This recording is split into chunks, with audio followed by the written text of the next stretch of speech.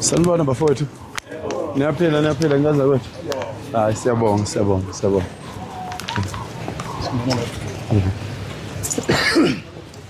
Mina la.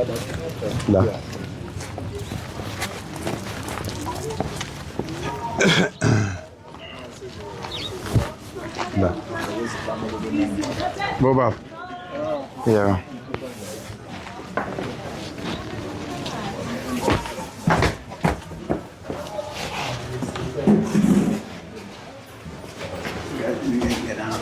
Oh, siyathokoza. Sanibona madoda. Yeah, siyathokoza.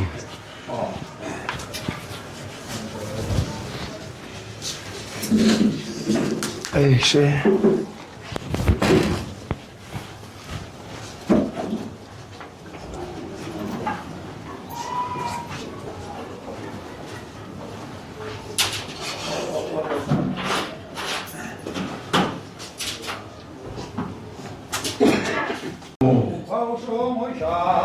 Hawe apho uzosala phansi.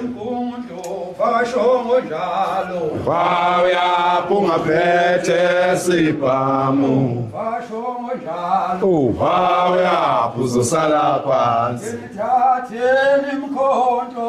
Nithatheni imikhonto nibambe niphakamisele phezulu manginjalo uzosala phansi.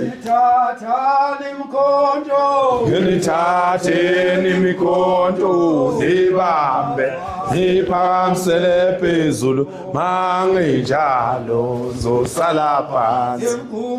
Ungaphethe sibhamu.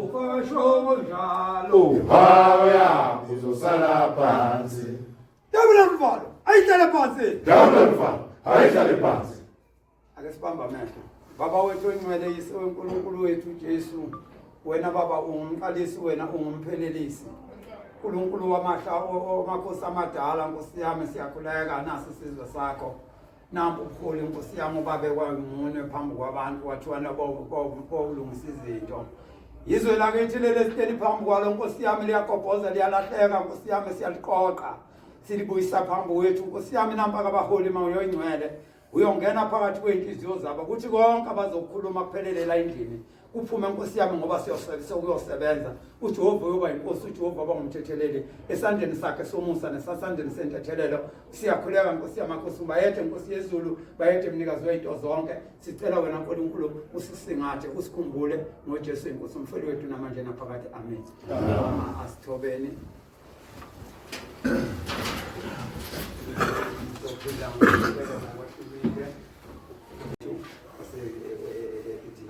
Siyazi unobhala wethu lo induna kodwa unobhala wethu wasemluleni.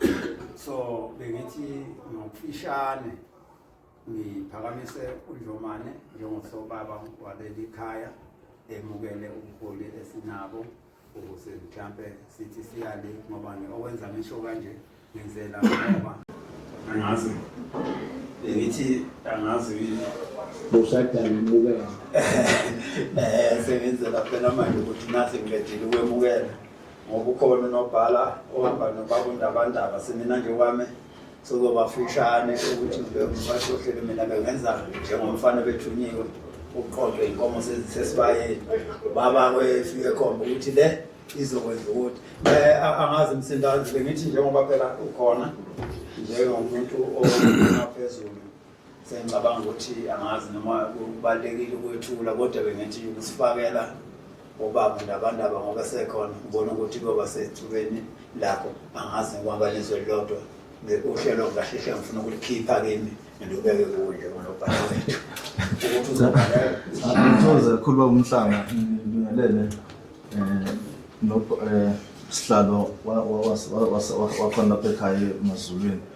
Mfowethu Ndabandaba esihamba naye induna zonke abaqaphi bakamfowethu Ndabandaba bakhona. Sanibonani. Cha babumhlanga bengingafisi ukuthi luphume kwena uhlelo kodwa mhlawumbe umuntu angakubeka nje kube sobala ukuthi umfowethu Ndabandaba njengoba edlulile la udlulele nje ukuthi ezothi enduneni Sanibonani. Bengingeke nizwe nami kahle edlula la ngaphandle kuthiwa kade edlula la ngaphandle ekubeni kukhona abantu ababheka isizwe la ngaphakathi bese kuthiwa nje udlulele kade nomnye umhlangano kade nawo kusho ukuthi nje ke mhlawumbe ngalokho akukho kuthina kusiwa umhlangano kodwa ke singeke sisho ukuthi nobani akenze noma yini kodwa iqiniso lithi lelo thuba elincane likhona lokunibingelela simsebenzise ngakho ukuthi usiphathele lona bakumhlanga ngoba bengeke ngasho ndabona ukuthi sisaphumele ngasokunye ngayo ngithokoza kakhulu bakumhlanga sithokoze ukuze singabambeleli ngizocela nje ukuthi siyovele sifake yena babunda abantu mhlambe ngingadedela nje phela nje oba no la sinobuholi babunda usihlalo wethu lo ukhona ke omunye ongezansi mangositela mabili la ehlukene la babumhlongo osiphethe sonke nje kwasezinduna ukhona bakunyambosi ngezansi uma siye khona njengosobaba manje ke sikhona ke okweyinkantolo sinabo oyihlalo njengathi nesinoyihlalo beyinkantolo ngokwehlukana kodwa nje ngithi angubeke ethubeni ukuthi if noma ungakubeka ukubingelela induna usibeke nokusixwayisa nokusiluleka mhlawumbe ukuthi ebantwini esiphethe bona senze njani bese ngiphinda ngithi ke njengomuntu ophethe uhlelo ngiyobe sengifisa lapha njengaba induna zonke uma kunezikhalo mhlawumbe abangazedlulisa ukuthi zifike emadlelweni kanjani kunalo ithuba uma ephethe ukukhuluma ukuthi cha thina la sinenkinga mhlawumbe ukukhulumuleza mhlawumbe ukukhulumuleza ngoba phela masefikile labantu abangifake wena ungabe ungashoziselana Umbona isihlalo wami ngathi ubephakamise ngathi ubephakamise Akubonga ngokwendaba. Siyathokoza. Usakhumbula besidla imali lapha. Amatekisi phesha kungasafuna ukuyikhona. Wathi wahlale kwazi kushaya ibala. Ezashaya ibala phuma imali. Ethokoza Ivuswe yimbe yamaze lapha athathiwe le. Impela ngikukhumbula kahle. Hawu. Izinduna bengithi mphathoshelo ngicela ungena kuqala ngandwi indaba ngoba ngifuna ukuthi sayengenisa sekukhotha konke. Engangeni aphinda aphume futhi alinde sayeseqoqa konke nje. Sizona sizela induna amakufanele. Sithayisela. Angibonga kakhulu indaba wakho Joma. Kulomkhankaso okhona la ezweni lonke nje eSouth Africa. Esinginga nje enkulu ke ngoba siyafisa khona kwenzeka ngendlela kufanele kubuyele emva bonke abantu ngisibona balapha. Lokho sikusho ngokukhulu ukuzethemba futhi nangamakhulu amandla. Kodwa inkinga isijika manje ifuna ukusembatha thina ngokwasemahostela. Kanjani nandaba ithi mangabe sidudula sibhekile behamba kusekho ngisho yadishangane la. Kodwa abafowethu sibaphethe la noma ithi siphethe ziyashintsha ifuna ukuthatha lenkani yonke into. Ungayithatha nendlu kade kuhlalisangane la kukhona amazwi akho uzoyithatha lenkani yonke ekugcineni kuzozala yini idumbu kunjalo lokho kuzozala idumbu kakhulu ikhona usikhathaza kakhulu ukudliwa kwezindlu la ngaphakathi. Ngokwami mina nje wangusihlalo ngithi iblock uma khona aphumule abahambi labohamba fanele be-block econtroller leso simo leso ukuthi bafaka kanjani abantu laba badinga indawo hayi kusuka nje insizwa sesethini sithi sidlale yandlu noma ngabe kanjani ihamba lokho kunovalo nakho kakhulu. Bese ngiphinde futhi ngibeka la isiphendukile lento ayisabheki ukuthi abangaphani sibheka isikhumba ukuthi sakuphi khona isikhumba lesenyo lezinto nje kakhulu asithintwa so kodwa sikhujwa kakhulu laba abantu befana nathi kakhulu okuzoba ingozi futhi ngelinye ilanga engifisa ukuthi ngathi ngahanjwe la semalokishini ngelinye ilanga kube nomphakathi umhlangano ovulelekile ngoba bona babaqoqa thina siyabaqosha ngapha bona babaqoqa bengene kuma stand behlale benguma stand bekhokhe sibaqoshe ngapha thina kodwa ngalokishini bayahlala leyo nto yoshintsha kube esinye isimo engifisa ukuthi ngelanga ngathi ngabe bakhukhulana umhlangano wonke ilokishi kwazi ukuthi umuntu osena la akahambe ufuna ukusheshisa leso simo nje simsupha kundabandaba naye ngoqede konke induna ekhona isandla ungasibonanga sikasihlalo sihlalo wami Njomani ngiyathokoza Njomani kaMgabhi ngiyathokoza baba uMhlanga ngicela ukubingelela kusihlalo ngibingelele kubaba uMhlanga umphathi wohlelo ngibingelele ngenkulu inhlonipho kuzo zonke induna sengibona nensizwa yangakithi la nansi lapha yayinginyanyana lensizwa lena siyangithanda manje ayingafuna kungibona lensizwa uyabona lento ukuthi manalusa uma nelusa nje ningabafana ayibona lensizwa uyibona ikekela lapha lensizwa hayi lensizwa ayingifuni kodwa manje ayisho lutho bese nawe ngoba welusa bese uthula nje hayi ngolinda azasho uyabona uthothi ukhona lento ayizwa eyayingahambi kahle wahamba wagcina sebona hayi lento ayikho lento le lokhu kulusa uNkulunkulu angaza ngasisiza kanjani angazi uNkulunkulu angasisiza kanjani kube isona sikole ngoba kube kuthiwa amakhosi ngempela amakhosi esinawo kube kuthiwa akhathalelizwe amakhosi ngabe ayishumayela lento kwelusa ngoba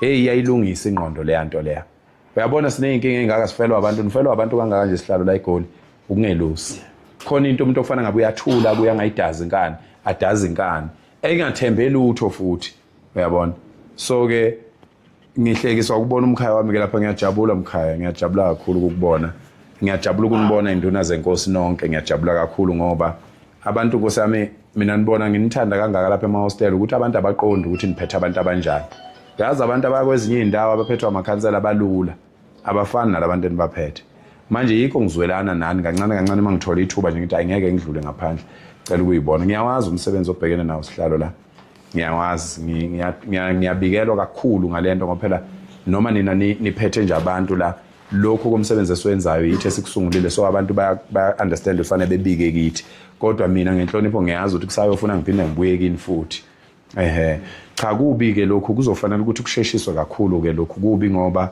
ukufa kuzodala ukufa kufanele kusheshiswe nje impela ungashaya umhla ka25 ungatholakala ngalomhlangano ohlanganisa ilokishi nehostel ngoba igangi ke ziyohlala zikhona kodwa kufanele kube ukuthi thina siwumphakathi simi ngandawonye siyaqonda ukuthi makwenzeka okuthile abaselokishini bazi hayi izigangi ezenza lokho makwenzeka okuthile ehostela abasehostela bazi ukuthi hayi izigangi ezenza lokho kodwa thina siwumphakathi nina ningabaholi bethu sihlalo kube ukuthi niyazi ukuthi hayi lokhu kuqondene nokuganga akusikho okwabantu bonke kubalekile lokho ngoba khona into abantu abafuna ukuyivusa lento yokuthi ilokishi ngapha ihostela ngapha kanti leyo nto senayiqeda seyaphela and futhi siyacela kubantu bakithi einhlizweni zabo ekujuleni kweinhliziyo zabo uNkulunkulu ahambele einhlizweni zabo kungenzeki ngoba lokhuyana kwakukhandwe ipolitiki namanje ke sihlalo nje ukubona solo ukubona ngathi kuyavuka kuvuswa ipolitiki senze enye into thina engcwele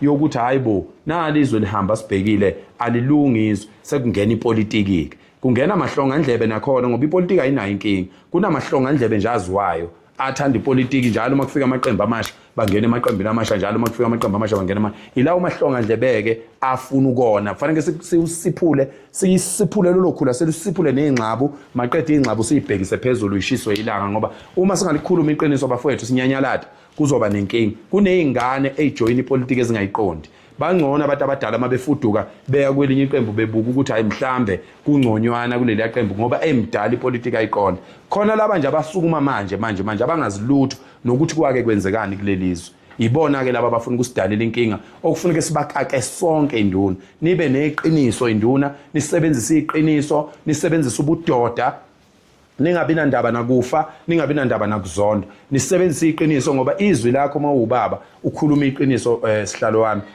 uNkulunkulu uyalalela uNkulunkulu athathe lowo moya wakho nalowo mfutho wakho owusebenzisile ukhuza awuchele phezulu kwabantu abaphethe belalela abantu base South Africa bayalalela into ehlukanisa abantu ipolitiki ake sime ngepolitiki uzohamba uyovota nami ngiyavota nje akekho umuntu ongekho epolitikini asithuleni ngoba akekho ongekho epolitikini angithi hamba uyovota fika uvotela into yakhe izowina phela into yakho manje baningi nithanda leyo nto likhona ilanga lelo qembu leni eliyobiza umhlangano walo ongahlangani nomphakathi bese nihamba ke niyoyikhulumela indaba zenu zeqembu ngalelo langa bonke nje abantu lapha emhlabeni benza njalo iqembu malibize umhlangano walo hambani ke niyojabula ke nigeyize ke ngepolitiki nigeyize kodwa nje basihleli siphethe usihlalo la akayona ipolitiki usihlalo sonke kufanele simhloniphe ngokufana noma ngabe siyamaza ukuthi mhlawumbe uvotele ubani kodwa ngoba kulesi sikhundla kuso usihlalo akalona iqembu asimhloniphe simlalele nina induna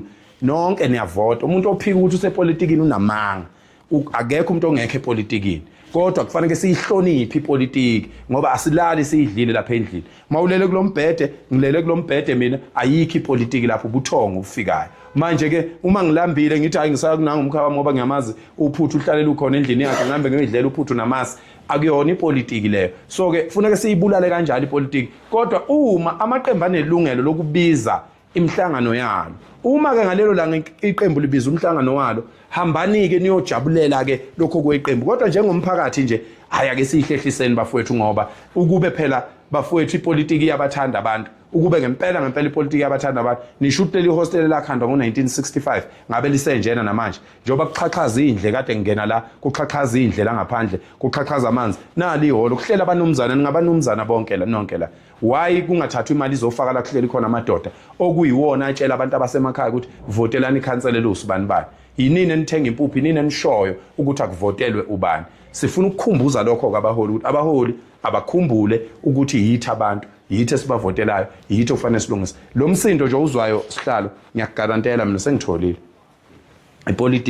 ipolitiki khona abantu abafuna ukuvela khona abantu afuna ukuvela ukuthi hayi yithi esilungisa ukuthi kodwa manje akanayo indlela yokulungisa uyona abafuni ukulandela thina esiqale lento esilokhu sihamba kancane siyoqeda unyaka nohafu manje ufike nje manje yena ngoba sekunqunywe umhla ka30 sekunqunywe umhla ka30 kade ngizwa nje namanje kuthiwa khona incwadi abayikhiphile la abahambe benikeza abantu bokufika bethi nazi incwadi ungapheli u7 days ula sifuna uphume nansi indlela esizosebenza ngayo sizolanda umasipala silanda amaphoyisa silande sesiyishintshile imasha ngeke salokhu simasha udula sesizomasha ngelinye ilanga siyayithinta indawo siyabathinta abantu so ke into esiyenzayo silanda umasipala wona ukhipha imvume zokuthi laba abantu abasebenze la siyothi kumasipala thatha imvume yakho kuze lo muntu ezohamba ngoba njobe engahambi nje uwena omnikeza imvume nansi ke inkinga la ikhona njoba lo muntu ephethe imvume usemzini wakwaNdabandaba emzini wakwaNdabandaba bamhlalisile nje abamazi nokuthi usukaphi abamfuna ngamaphepha wafika wathi nje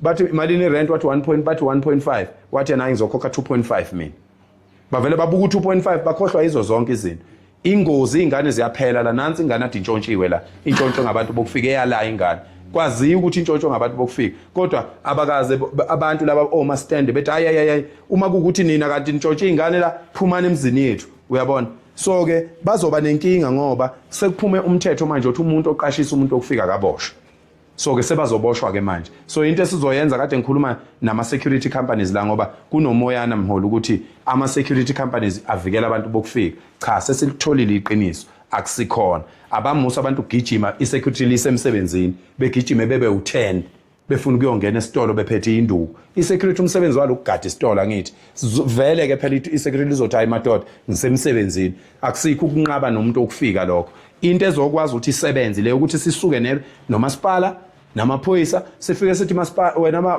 uma stand lo muntu lo akuyena umnikazi waleli iphepha leli iphepha eliphethwe umuntu okufika lokuthi unobunikazi besitolo akulona lo mnikazi wesitolo elikama stand bafike benze kanjena mhlonishwa bafike beze kunanga ubaba bethi hayi lapha baba sibona ngathi la masingabeka isitolo kungaba kuhle sicela usiyele kwamasipala uyos-applyela ukuthi ufuna ukwenza i-tuck shop ahamba umhlonishwa ayo-apply umniki umasipala ngithi South African umniki abuye yena afaka umuntu okufika umthetho wezokuhlolwa kokuphepha kokudla okudayiselwa abantu awuvumi ukuthi umnikazi wesitolo angabi bikho esitolo fanele mabefika laba abahlolayo o-health inspector funa mabefika bethi sicela ukubona i-permit yokusebenza uthi nansi sicela ukubona i-ID uthi nansi into eyenzakalayo laphana sicela ukubona i-ID nansi i-ID sicela ukubona i-permit ekangubani kodwa lo muntu waseBangladesh so ke ileyo nto efuna ukulungiswa ngoba akufanele kube kanjalo fanele i-permit kube ungubane ne-ID kube ungubane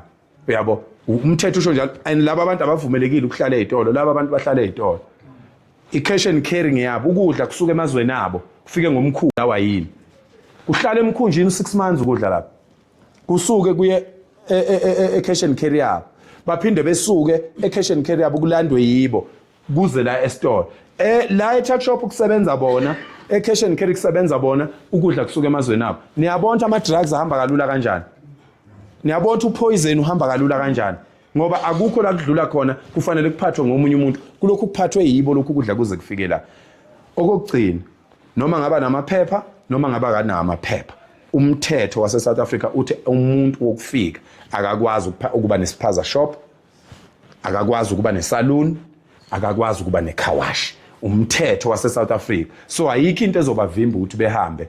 Bekusahamba laba abakithi ngoba abakithi bayahlonipha. Laba akabasihloniphi laba. Sibona ngisho ama video abo bewenza khona lapha phezulu kwezimpuphu lezi esithengayo besedelela abayezwa. Kuzofaneleke kodwa insizwa zakithi ziwubamba umthetho. Kuyo yonke lento eyenziwayo kuyofanele insizwa zakithi ziwubamba umthetho ngoba uhulumeni abantu bakahulumeni lapha njoba ngasungula ingoma nje ethi uhulumeni khuza abantu bakho ngangisho khona lokho ukuthi awukwazi ukukhuluma nomuntu wangaphandle bese uzophendulwa ubaba. Awukwazi ukuthi ngiyindodana ngithi baba nanga umuntu engene esangweni engakhulekile athi ubaba miyeke. Ubulala ikusasa lami njengendodana phela ngoba umthetho uthi umuntu uma engene esangweni kufanele akhuleke. Asikwazi ukubanga nabantu bokufika ingane zakwethu sibange ukuhlala kulelizwe. Umgomo nje nanku usimple. Awukwazi umuntu okufika ukuba nesiphaza shop. Whether unamaphepha noma unani umthetho awuvuma ukhona wase South Africa. Awukwazi ukuba necar wash. Awukwazi ukuba nesitolo sokugunda nendawo yokugunda nokulungisa inwele zabantu. Umsebenzi obekelwe abantu base South Africa lo. Isinkwa lesi bafethu, isinkwa fanele sidayiswe umuntu wala eSouth Africa. Utamatisi, amadumbe, obhatata, imqhele fanele kudayiswe abantu bala eSouth Africa. Ilezi imadlana ezincane ezisiza emakhaya ukuthi kuthengwe impuphu. Asimusi kuyivuma leyo nto. Lapha ke kubantu bakho njomane kugcwele abantu abaningi insizwa lezi ezithanda ukuthi zona hambe ziyothembisa labantu ukuthi hayi khululekani thina sizoligada.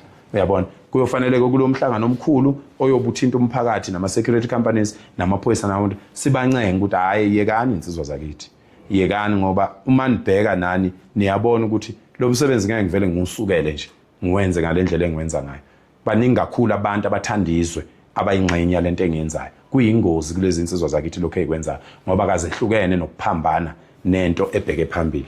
Akwehlukene nokuma kulayini westimela noma kulayini weguzu lokho abakwenzayo. Manje akasifuni ke thina kulokho kusebenza kwethu. Asifuni ngisho elincane iconsi legazi, ngisho elidalwe inayithi aselifuni. Asifuni ngisho yedwa umuntu ozokhubazeka. Asifuni ngisho yedwa umuntu ozolahlekelwa ukuphila kwakhe noma ngabe ukuhamba noma ngabe wala. Kufanele nje lokho siqikelele induna niyikhuze lezi insizwa ngoba ezinye ziyaziwa. Uyabona? Ezinye ziyaziwa. Ngicela ukuphetha ngalena ke ezindlu lezi okuphume kuza abantu bokufika. Phela into efuna ukugqugquzelwa nje ibuye iphile la emahostela inhlonipho.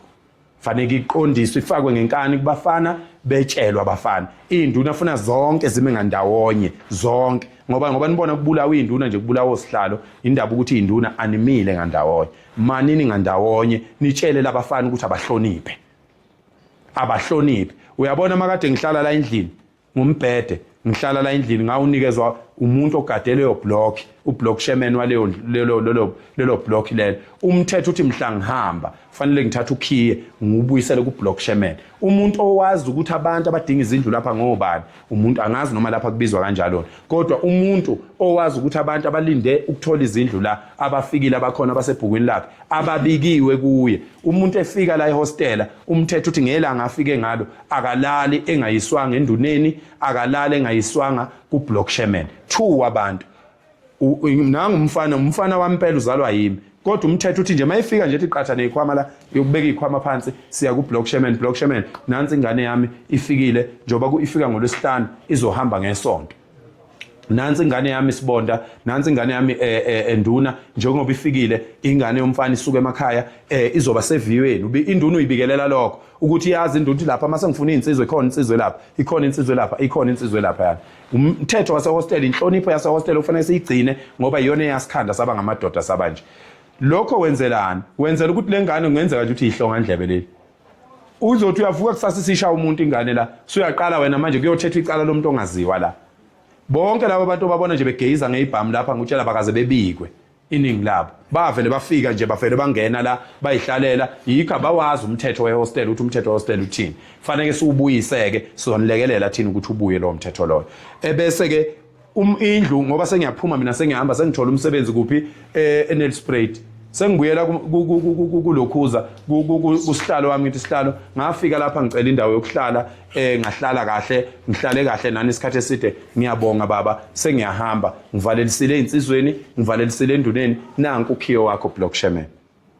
So ke ublocksherman uyawugcina ke lokhiya unohla vele luhlale kunohla nje hostela labantu abafuna izindlu useyabona asibekeni osibanibani lapha asibekeni osibanibani lapha so ngisho ukuthi ke bafowethu lokho nje kwezindlu cha insizwa ngoba zizozwa ukuthi sikukhulumile azehlisa umoya insizwa zakithi akubuyele kubaholi bethu abaholi bethu bonke sicela bame ngandawonye sicela nime ngandawonye induna nikhumbule sengihlalile eGoli kuzola ngo2024 ngilokhu ngihamba phakathi kwenu kuningi engikufundayo okungabambisani phakathi kweinduna ezinye induna igqugquzela ukwehlukana vele ezinye induna zingenile ezintweni zokuganga so ke ngiyakwazi lokho kodwa izinto ezikhuzwayo lezo ziyekwe zibuye kulunge ngoba kugcine kufa abantu ngamagama einduna kugcine kufa abantu ngamagama abantu abasuke bela yekani weinsizwa ukugada abantu bokufika kuyekeni lokho kambani ufuna umsebenzi sithola umsebenzi mawungekho umsebenzi akulona ibhadi lakho iSouth Africa ayinawo umsebenzi vele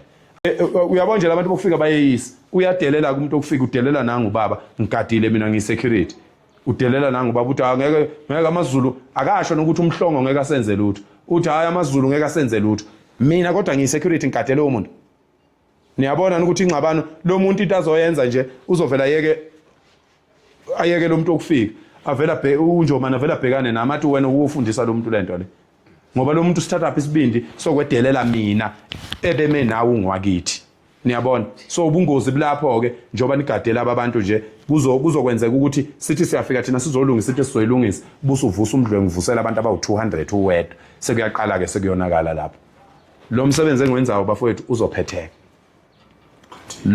lona nje umsebenzi engiwenzayo ingane zakho futhi ohlakaniphile fana ngabusebonini lona nje engiwenzayo mina ukulungisa izwe uzophetheka ngoba ngiwenza ngoNkulunkulu uNkulunkulu ufuna lelizwe lilunge uNkulunkulu ufuna lelizwe liphile uNkulunkulu walikhanda laba lihle lelizwe wayefuna libe lihle namanje usafuna libe lihle njalo uNkulunkulu emva kwekhulunyaka uvusa abantu abasuke bezolekelela umhlaba wakhe ukuthi ubuyele entweni yena asuka afuna ibe yona ningethuki ningathani lahlekelwa ithemba lokuthi ngoba nibona abaholi benza nje bese nicabanga ukuthi izwe liyohlala linje sizozama bahambile abantu bokufika sihlalo bahambile babesihleka abantu siqala lento babethu abantu siyasangana kodwa bahambile abantu bokufika akekho okhuluma ngalokho ingakho namanje ubona ngoba umhlaka 30 ube impumelelo wabangaka kwangafa abantu kwaba kuhle kwaba uyabona abafuna ukukhuluma ngokuthi umhlaka 30 ube impumelelo abantu base South Africa bahloniphile bathi hayi uphakela uthengiwe uRamaphosa ngoba hayi abafuni ukukhulunywa ngalomhlaka 30 kukhandwe enye into eceleni ukuthi wonke umuntu ayeke lo mhlaka 30 ukuthi hawu le ndoda yakhomba umhlaka 30 waba impumelelo kangaka amadoda ahlonipha amadoda ethukuthele ngaphakathi kunamadoda ezingane zawo ezidla ama drugs kunamadoda izingane zawo ekade ithunjwa ngabantu bokufika kunamadoda izingane zawo ezibulewe ngabantu bokufika kodwa amadoda zathi inhliziyo zibhlungu zinjalo zathi sifuna ukumkhombisa uhulumeni ukuthi siyaphatheka thina singamadoda sizomlalela umfoka ndabandaba umhlaka 30 uzowangibizela lokho mina mongameli akuzange kuphele ngisho 10 minutes kwathi ngonyama itake mina umhlaka 30 ngeke konakale lutho yathi nabo abafana bami abangibhekela impi ngeke konakale lutho uRamaphosa wayengibizela lokho nje ngabe ngisaqhubeka nokusebenza ube nganika imali ngoba kunzima kangaka nje abantu bacathi kulula yini ukuhola abantu abaningi kangaka induna ihlulwa abantu abawu15 abayitekisi laba abantu abaningi kangaka ungabacontroller ungenayo uNkulunkulu ungenawo umoya wokufuna ukulungisa into ethile ungaye emakhosini uyocela impilo uyocela ukuthi ube namandla okusebenzela wona ngoba lo msebenzi engiwenzayo wamakhosi lo msebenzi engiwenzayo kaNkulunkulu angikwazi ukwenza mina ngeke ngize ngiluthathe udumo lwawo ingakho noma bewuziba umhlaka 30 angizange ngilwe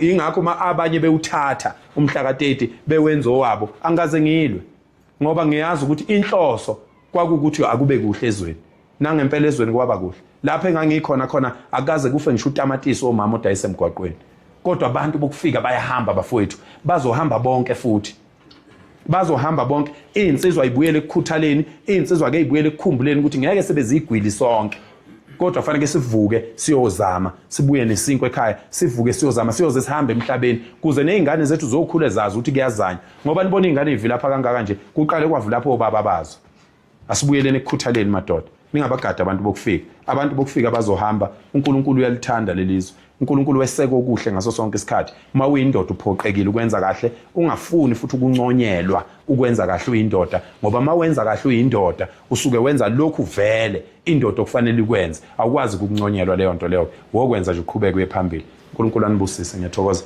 imhlangano mningi ke induna akha nje ke wamasomana hayi bayahamba la awunakile. Hayi bahamba phela lapha sesikubo-ke lapha. Engithi-ke induna into efuneka ikhuzwe kubantu bakithi. Kufuneka nazi eSouth Africa ukuthi akhona amahlangano ongwala ekhaya. iGiyani, iBush eMpumalanga. Besikade siyochazulwa kanjena abantu abalaphana kodwa cha silungisile. Lawo bantu abala ekhaya kufuneke into enhle kangaka ngoba umfundi abandaba ukhathile lungisizo silungisa. Bese-ke yoneko ngathi manje zithutha sesilwa nabantu bala ekhaya. Bayaziwa abantu bangaphandle. Njalo. Siyabazi. Asiubambeni-ke siwuphushe lokho because sinqobe futhi ngiyabona. Sheng. Hayi imqoka shenge leyo. Imqoka leyo uyabona nje le amashangana hayi amashangana akesimo ukukhuluma ngawo manje. Ngoba amashangano bekungewona walapha sonke sibonile makusondela izinsuku ehamba. Awuma kusekhona elikhona kuzobonakala kodwa ke sime nje akeke kuphenduleke lo mbuzo kaBaba othi ubona ngathi umkhankaso ubugxile kakhulu ngapha kubantu abayibala lethu laba benwele elula angathi abanakiwe. Sibheke kubo ke manje. Ake sibheke kubo ke manje ngoba sebekhipha igama lokuthi bona bayindawo. Ake siboneke ukuthi abezukuya ndawoni mase siqhamuka singamadoda. Nibe nemqhele nonke ngoba umqhele khonto imele.